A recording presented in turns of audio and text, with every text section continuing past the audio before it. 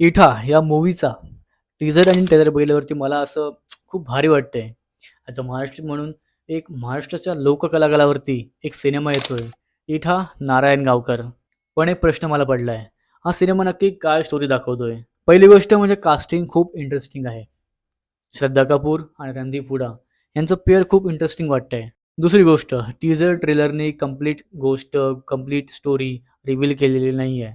त्याच्यामुळे थोडंसं गूढ निर्माण झालंय. तिसरी गोष्ट ह्या मूव्हीचा मूड टिपिकल बॉलिवूड मूव्हीसारखा वाटत नाही. थोडा सीरियस आणि कॅरेक्टर ड्रिव्हन आहे. पण मला एक प्रॉब्लेम दिसतोय. टीझर ट्रेलरने एवढं सगळं असं बनवून ठेवलंय आणि जर मूव्ही गणला तर मग मला असं वाटत नाही की ते होईल. कारण चांगलं प्रोड्युसरचं बॅकअप आहे, चांगले ॲक्टर्स घेतलेले आहेत. इथं हा मूव्ही मस्ट वॉच असेल. कारण टीझर आणि ट्रेलर प्रॉमिसिंग आहे. मूव्ही पण प्रॉमिसिंगच असेल. No doubt. तुम्हाला काय वाटतं?